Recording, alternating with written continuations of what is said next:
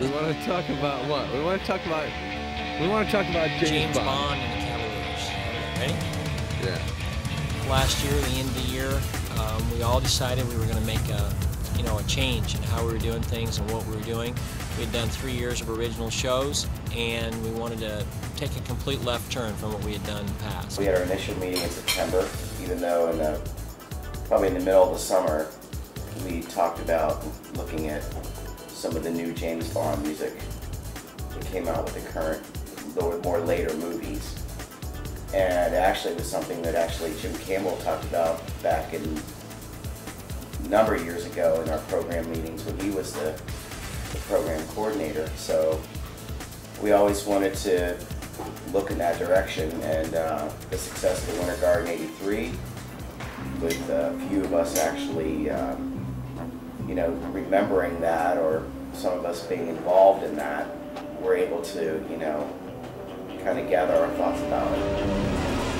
And that's where the concept of James Bond came from. We had 4 or 5 things on the table, but everybody really kind of gravitated to James Bond. At that point, then we just began discussions and conceptualizing things. Basically, the way we work it is Scott is the man. Scott Coder, he's the program coordinator, and Richard Saucedo, obviously, Michael Gaines, Eric Johnson, myself, and Andy Toth. We all channel all of our thoughts, ideas, energy through Scott, and Scott kind of is in charge of spitting them out in some orderly fashion. Another big help last year was Rick Lund, the man that actually puts these DVDs together for us. Sent us all a film, basically a film analyzation or timeline analyzation of Bond films, their structure and how those films tend to break down. We just started brainstorming, what do we want to do, and we talked about the character and what are some common things that if you were watching a movie that would be there, what he looked like. And so what Mike decided to do pretty much was to take that angle of what the sequence of a movie would be. And if you look at the beginning of the show, you see those camera lenses opening and the character popping out. It's like, that being the introduction, getting you involved in the movie. Kind of a collage of little Bond themes that echoed off the back. It's kind of that opening theme where you see the guy and the gun and the red's coming down and you got the lens.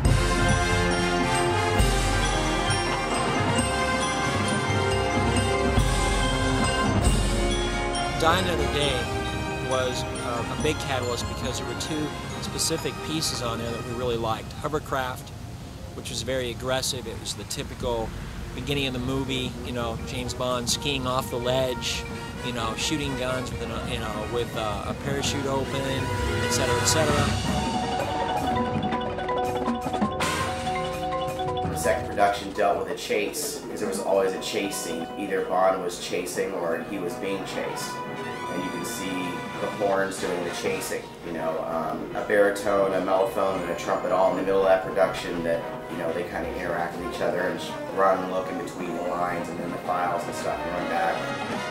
Then you see the trumpets actually, they're in a file in one section of the field and they're actually shooting over them and sequencing down.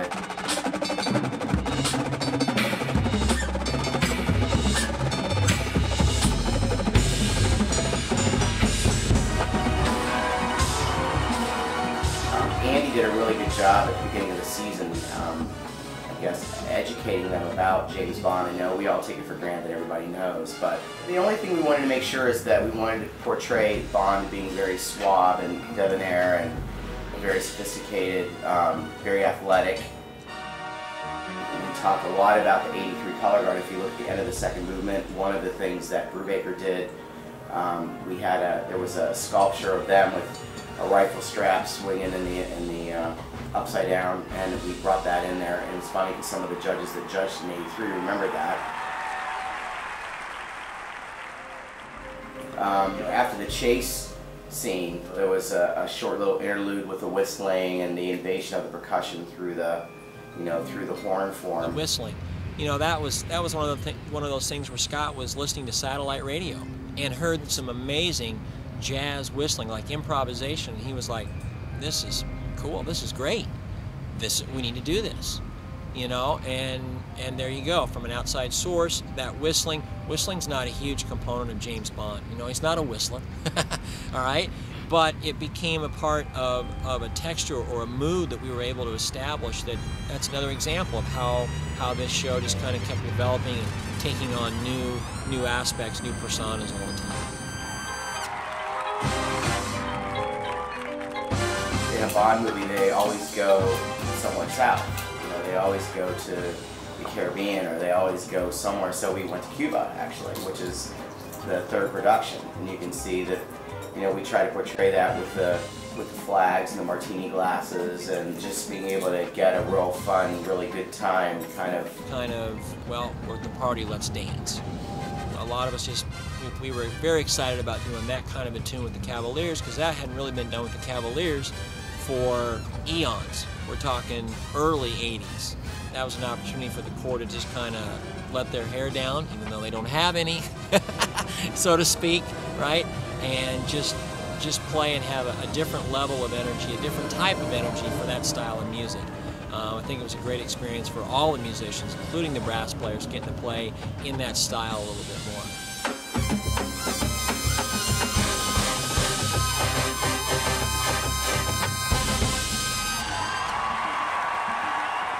Everything's in a constant state of evolution, right? It's like they say about life. The only constant in life is change. It's the same thing when developing a show or a film or anything that you start with art-wise. It ends up being, hopefully in the end, something greater than you ever thought it would be. There's constant manipulation to make this change, and pacing, and detail this, and let's pull this back, and let's add a thread of melody in the pit here before that solo comes in. And it takes a while to really get what we wanted it to be. So, you know, sending videotapes to Mike and sending videotapes to Scott, you know, and then getting a lot of the information from the other designers was a lot of very helpful things to make it solidified by the end. And then the staff, you know, on tour pretty much are the ones that have to make it all work. So the teaching staff, all the guys involved with the guys on the field, I think it was one of the most excited staffs at the end of the year in terms of just where they took a show that they weren't sure about, you know, in the beginning. You know, as designers, I think we have a certain level of trust in each other, and then those guys getting that handed to them as that show started to unfold this summer, I think that really, they started to build more and more confidence and steam, and then they started to attach more, and from then I think it was just get up and go to work every day, you know, at that point. We're doing a lot of reps here on the fifth movement, got to clean it up, but it's enjoyable. It's getting easier eventually. It'll be fun in February when I'm sitting on the couch watching the DVD. Now it's hard work. The coolest thing is that clear back in September, Mike Gaines had a really neat idea about a pistol fight. And the idea was supposed to be a form effect plus with some kind of weapon that the color guard was going to use, and the horns and drums were going to be involved. Well, it just, you know, just grew and grew and grew till it came to the gunfight, which actually we had in the show. That was a real neat visual moment involving the rifles, i.e. guns, but also as writers using that space and trying to get those ricochet sounds and different things that were going on percussively and tying all that together, because that was really the last conflict before that resolution, and basically you know everything's going to be okay. It was very exciting to see the growth of that, because, you know, what we did is we started putting that in Canton, Michigan, which was maybe the fourth show of the season, and plus detailing it and adding choreography to the horns and making the color guard things refined and making sure the drum accents were right, and, you know, making sure that the whole culmination of that event was something that people really would enjoy. And by looking at the stands at the end of that movement, we engaged the audience quite a bit, which is kind of neat. You can see in multiple parts of the show, even after that, after the gunfight, the guys were able to go back and portray what they felt James Bond was like. So there was a lot of individual moments that they could actually discover on their own. I think one of the big things that a lot of people, it's hard to explain or don't understand, is the fact that when the guys are in the winter and they're learning an all-original show, you're the first people to hear it, the ones who are actually playing it.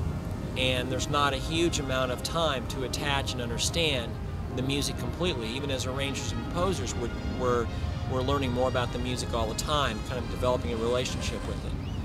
This got the guys back to being able to have music that they could go out and buy and listen to and know they were going to be playing that. Know that they were going to take that role. They could get in the whole James Bond vibe or personality or persona and really attach, not only as musicians, but as characters visually on the field.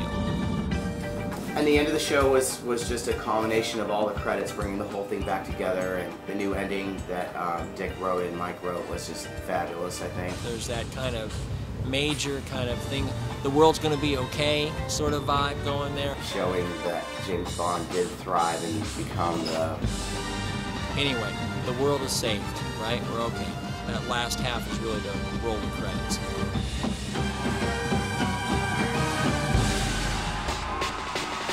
You're trying to give the kids a great vehicle, and sometimes you do, sometimes you don't, but you work hard at that.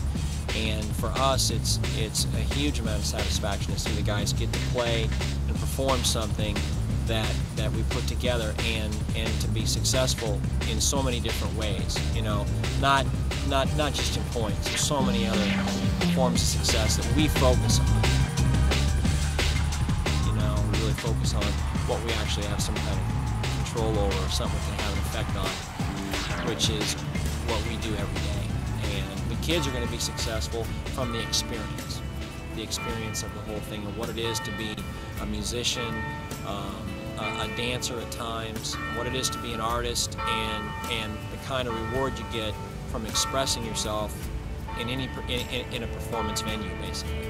I think the tour is going to be out here pretty soon. And thus, there's your season. Below 7.